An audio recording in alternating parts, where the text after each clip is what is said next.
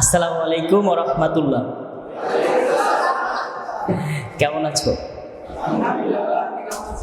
আলহামদুলিল্লাহ। কতক্ষণ ধরে প্রোগ্রাম চলে? হ্যাঁ, এই যে পিছনের ওই ভাইরা ফ্যানের বাতাস পাইতেছেন, আপনারা চাইলে কিন্তু সামনে ফাঁকা জায়গাগুলোতে বসতে পারেন, অন্তত বাতাস পাবেন। চলে আসতে পারেন সামনে। ধন্যবাদ বাংলাদেশ ইসলামী ছাত্র শিবির কে, যে তারা মেধাবীদের নিয়ে একটা সুন্দর আয়োজন করছে, তাদেরকে শুকরিয়া জানাই। পাশাপাশি আজকে প্রোগ্রামকে বাস্তবায়ন করতে যে সকল স্বেচ্ছাসেবক ভাইয়েরা কাজ করছেন, তাদেরও প্রতি অসংখ্য ধন্যবাদ। আর সর্বোপরি আজকের এই প্রোগ্রামে উপস্থিত যারা হয়েছে বিভিন্ন শিক্ষা প্রতিষ্ঠান থেকে, তাদের তারা যে আসছে এবং কিছু কথা শোনার জন্য বসে আছে, এই কারণে তাদের প্রতি সর্বোচ্চ কৃতজ্ঞতা। আমি শুরু করতে চাচ্ছি, গত কিছুদিন আগে তো জাতীয় সংসদ নির্বাচন হইলো, তোমরা হয়তো জেনে থাকবা, মনে আছে?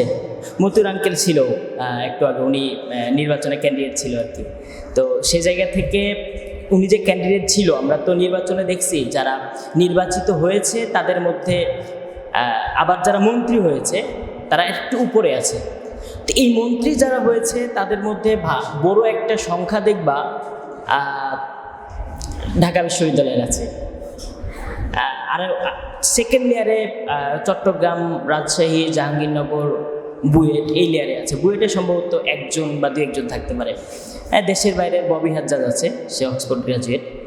এর বাইরে বড় একটা সংখ্যক মন্ত্রীরা কিন্তু ছাত্র অবস্থায় বিশ্ববিদ্যালয়ের ছাত্র অবস্থায় তারা ছাত্র রাজনীতি করছে।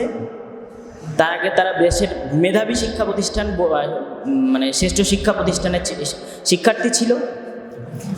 এবং যেই তরুণরা এককালে বিশ্ববিদ্যালয়ের শিক্ষার্থী ছিল, বিশ্ববিদ্যালয়ের তরুণদেরকে নেতৃত্ব দিছে, তারা এখন এসে মন্ত্রী হচ্ছে।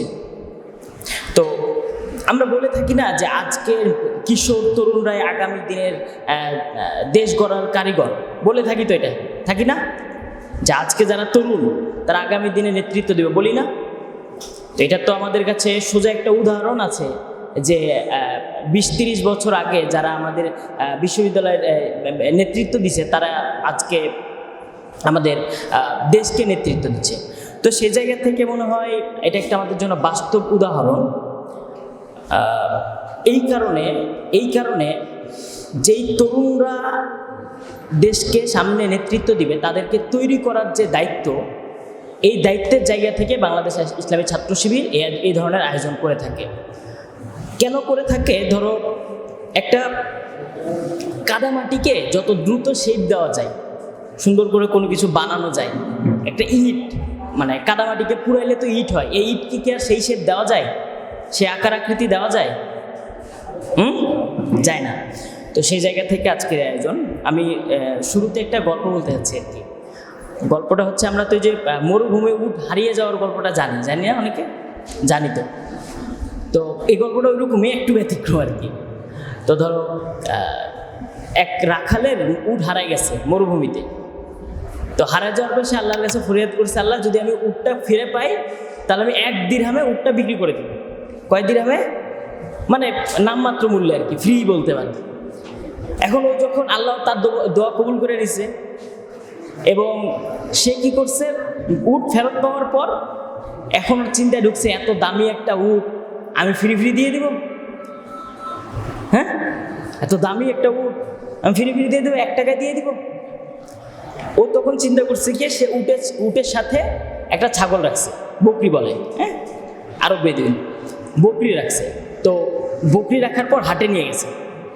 হাটে নিয়ে যে ঘোষণা দিতেছে যে এই উটটি আমি 1 টাকায় বিক্রি করব, কিন্তু শর্ত হচ্ছে আমার সাথে এই উটের সাথে যে ছাগলটা বা বকরিটা আছে, এই বকরিটা 1000 টাকায় কেনার লাগবে।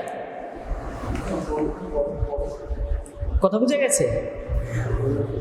এখন যারা ক্রেতা আসছিল তারা এখন কইতেছে, হাই, কতই না উত্তম হইতো যদি এই বকরিটার সাথে না থাকতো এবং 1 টাকায় উটটা পাওয়া যেত।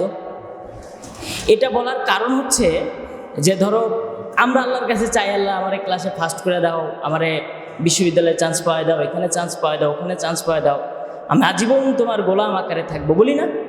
বলি তো এই কথা। ঝামেলা হতেছে যখন বিশ্ববিদ্যালয়ে চান্স পেয়ে যায়, ডিপার্টমেন্টে ফার্স্ট হয়ে যায়, ক্লাসে ফার্স্ট হয়ে যাওয়ার পর মুই কি হনুরে শেষ, পশ্চিম দিক পর্যন্ত আমরা ভুলে যাই। মানে ধরো যে ধর্মেরই আছে ভুলে যাই।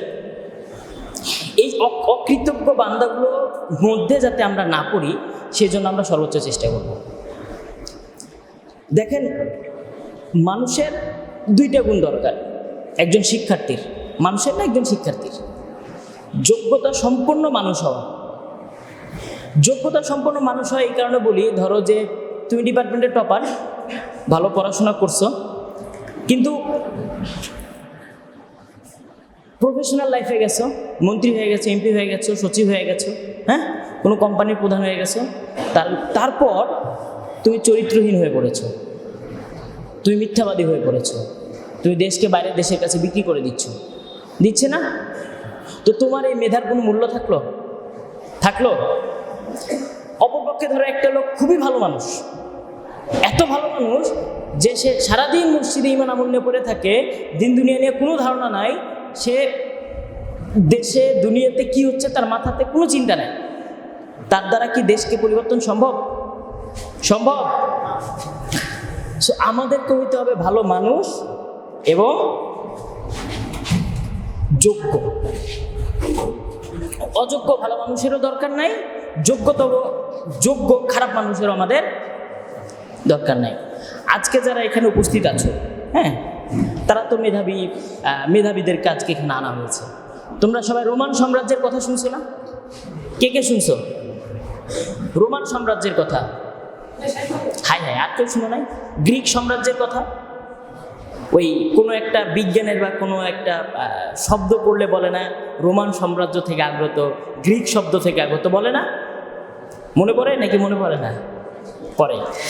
তো এই যে গ্রিক শব্দ থেকে যে আগত, তুমি চিন্তা করছো যে আমরা যেই শব্দগুলো এখন পড়ছি, যেটার মানে এখন পড়ছি, 2000, 3000, 4000 বছর আগে গ্রিকরা সেই শব্দের উৎপত্তি করে দিয়ে গেছে। তারপরও গ্রিক সাম্রাজ্যটা কেন ধ্বংস হয়েছে? এত সুন্দর চিন্তা করে গবেষণা করে একটা জাতি হুট করে ধ্বংস হয়ে গেল। এই ধ্বংস হওয়ার পিছনে যে কারণটা বলা হয়, ধরো যে কারণটা বলা হয় যে তারা এককালে সব কিছু নিয়ে চিন্তা করত, ঠিক আছে, তারা এক সময় দেশ জাতি নিয়ে চিন্তা করত।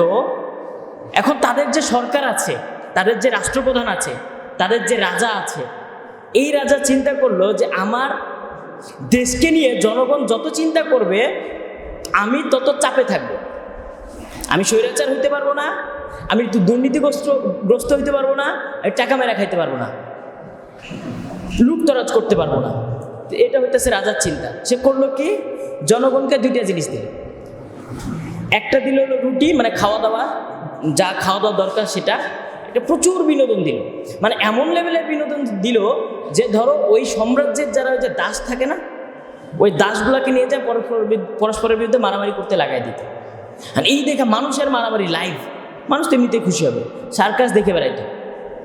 পাশে কান্তজি মন্দির আছে না, এই মেলার সময় সার্কাস লাগে না, ওটার এক্সটেনশন ধরতে পারো। মানে ধরো যে ধর্মীয় কাজের সাথে সার্কাসের কি সম্পর্ক? আচ্ছা, সেটা ডিফারেন্ট আলোচনা। তো জনগণ যখন এই খাওয়া দাওয়ায় চলে গেল এবং বিনোদনের ব্যবস্থা পাইল, তখন দেখা গেল তারা দেশ জাতি নিয়ে চিন্তা করা বাদ দিল, গবেষণা করা বাদ দিল, এবং উইথিন 500 ইয়ার্স, 500 বছরের মধ্যে তাদের ধ্বংস হয়ে গেল। মানে ধ্বংস হয়ে গেল বলতে যে তারা যে একসময় টপে ছিল, ধূপ করে মাটিতে পড়ে গেল। এই কথাটা সামারি এইটা যে ভাই, তোমার সামনে যদি কখনো দেখো যে কেউ অন্যায় করছে, ওরা দাঁড়ায় যাও, কি করবে? তোমরা মারবে? একজন দাঁড়ালে মারবে, যদি 200 জন দ্বারা মারার সাহস পাবে? তোমরা মেধাবী, তোমরা যদি একটা কথা যুক্তি সহকারে বলো, মানুষ শুনতে বাধ্য হবে। আজ থেকে 20 বছর আগে, 15 বছর আগে, 10 বছর আগে গ্রামের কোনো মানে কোনো ঝামেলা হইলে দেখতে যারা একটু জ্ঞানীগুণী লোক তাদেরকে সামনে রাখতো, যে কথা বললে হিসাব বিকাশ করে বলবে, ও কোনো সমাধান দিলে সহজ সমাধান দিবে। ঠিক আছে? তো সর্বোপরি হইতেছে কখনো অন্যায় দেখলে, কখনো মিথ্যাচার দেখলে রুখে দাঁড়াবা, সত্য ন্যায় এই পক্ষে থাকবা। আশা করি কোনো ধর্মে মিথ্যা কথা বলতে বলে না, কোনো ধর্মে অন্যায় কাজ করতে বলে না, কোনো ধর্মে মাদকাসক্তিকে করে না, প্রমোট করে না। আমার কাছে একটা 5 বছরের রুল আছে। আমরা অনেক সময় পড়াশোনা করতে যাই না, পড়াশোনা করতে বসে আমার মনে হয় ইস, এটা যদি এরকম হইতো, এটা যদি এরকম হইতো, হয় না এরকম? পড়তে বসে মনে হচ্ছে উফ, জগতের টেনশন মাথার মধ্যে ঢুকে গেছে, হয় না? কার কার হয়? হাত তুলতে হবে না, সব একাই জানে। ধরো পড়তে বসছি, যত আজগবি চিন্তা আমার মাথায় ঢুকে গেছে। এখন এই আজগবি চিন্তা ঢুকে পরে দেখা পড়াশোনা হয় না, বাকি সবই হয়। কিন্তু বন্ধুরা খেলতে ডাকলে খেলতে যাওয়া হয়, আড্ডা দিতে ডাকলে আড্ডা দিতে যাওয়া হয়, ঘুরতে ডাকলে ঘুরতে যাওয়া হয়, পড়াশোনা হয় না, মানে মাথায় কোনো কিছু ঢুকলে আর কি। তো মানে বিভিন্ন গবেষকরা বলছে 5 ইয়ার্স একটা রুল আছে, 5 বছরের রুল। 5 বছরের রুলটা কি? ধরো তুমি এখন যে জিনিসটা চিন্তা করছো এবং এই চিন্তা করার কারণে তুমি পড়াশোনা করতে পারছো না, মনোযোগ বসছে না, হ্যাঁ? তুমি চিন্তা করো তো 5 বছর পর তোমার এই এখন যে উদ্ভট চিন্তাটা তুমি করছো, এটা কি তোমার 5 বছর পর মাথায় থাকবে?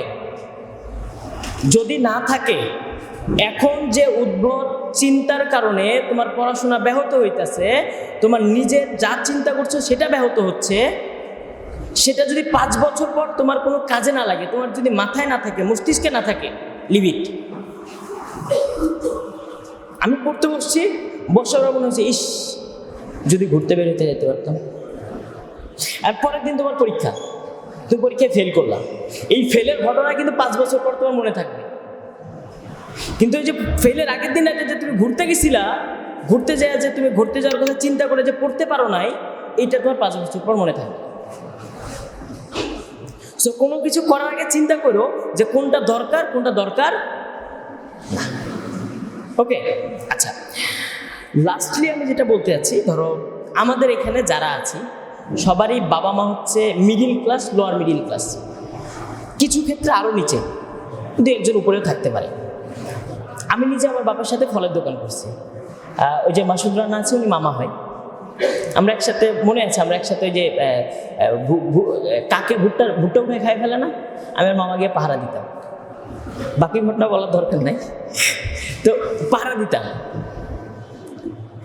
কারণ আমরা জানি যে আমার বাপ মার এত নাই যে মনে করো আমার রাজার হালে বড় করবে।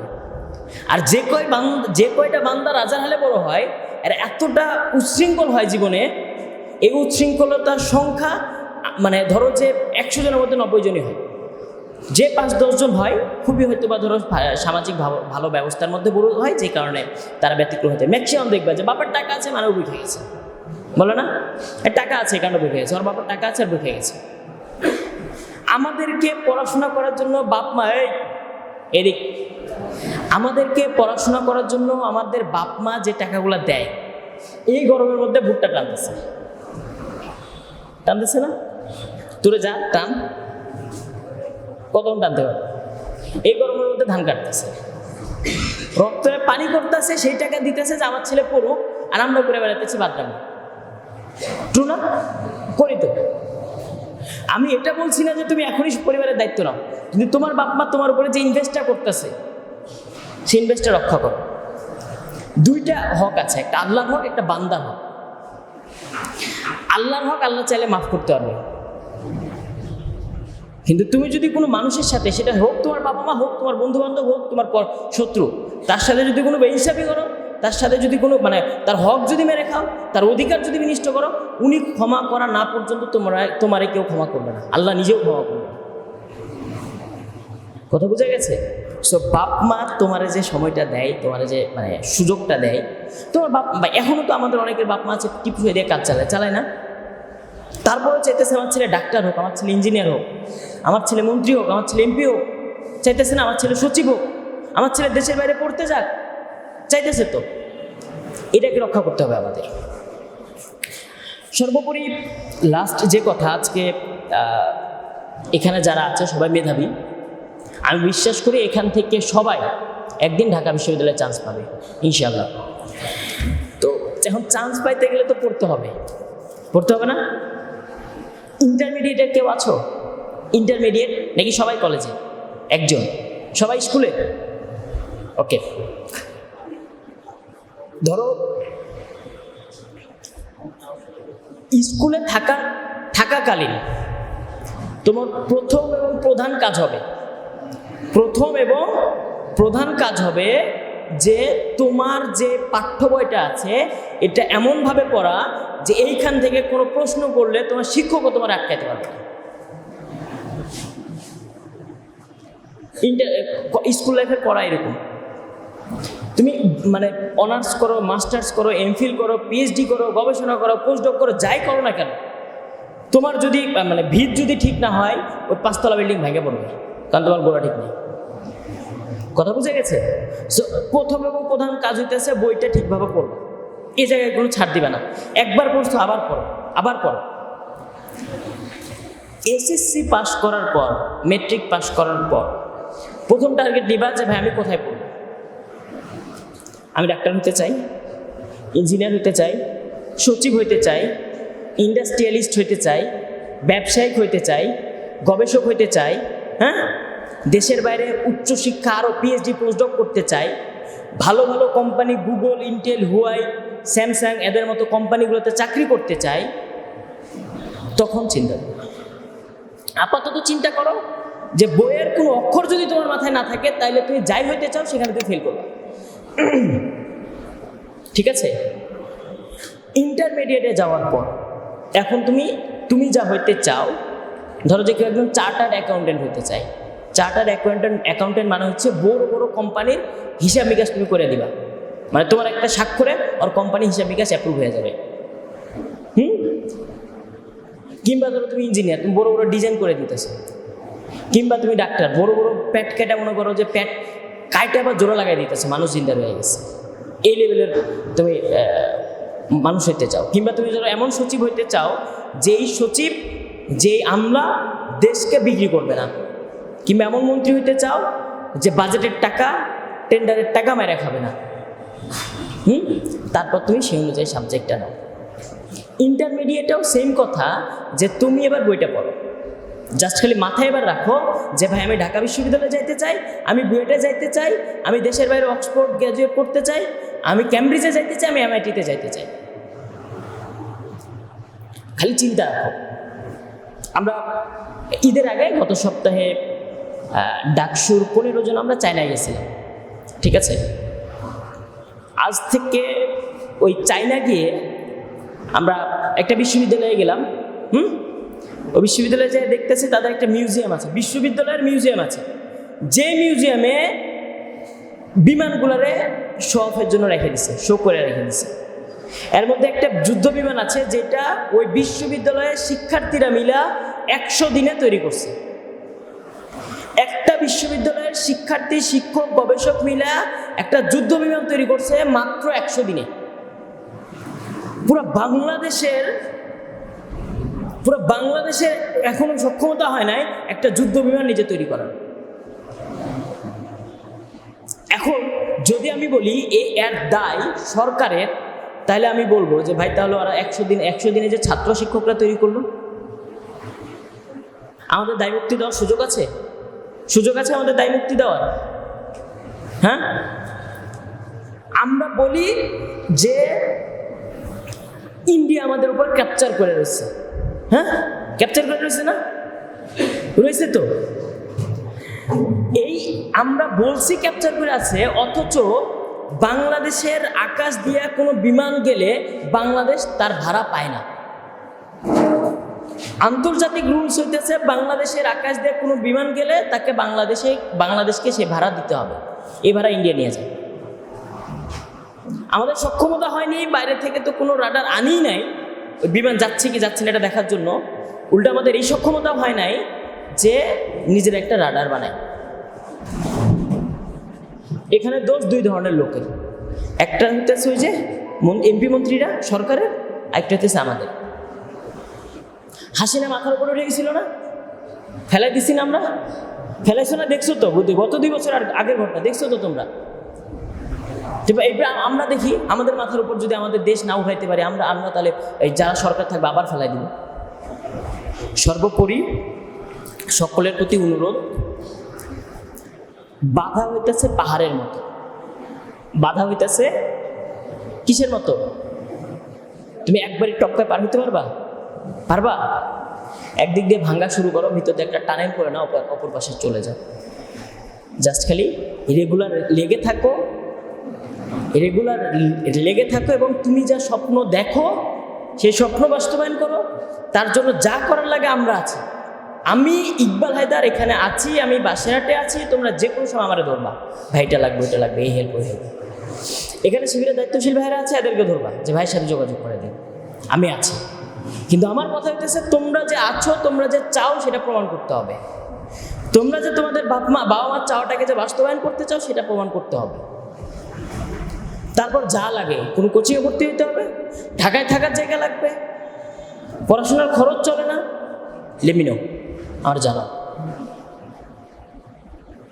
এখন পর্যন্ত টাকা পয়সার কারণে, খাওয়ার কারণে, থাকার কারণে কারো কোথাও পড়াশোনা বন্ধ হয়েছে এমন নজির খুবই কম। হাজারে 1-2-1টা হতে পারে, কিন্তু হাজারে অনেক নজির আছে যারা নিজে চাইছে যে আমি পড়বো, সে দুনিয়া উল্টে গেল, সে যা পড়ছে। কথা বুঝা গেছে তো? সর্বোপরি অনুরোধ, আজ থেকে 10 বছর পর 2035 সালে কে কে ঢাকা বিশ্ববিদ্যালয়ে থাকতে চাও?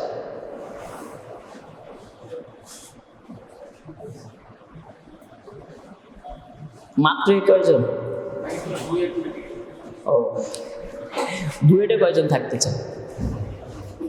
বুয়েটের নাম শুনছো? হ্যাঁ, থাকতে চাও না কে? হ্যাঁ, আচ্ছা, যা হোক, সময় দাও, নিজের স্বপ্ন পছন্দ করো, কি করবা ঠিক করো। সে পর্যন্ত খোদা হাফেজ। আসসালামু আলাইকুম ওয়া রাহমাতুল্লাহ।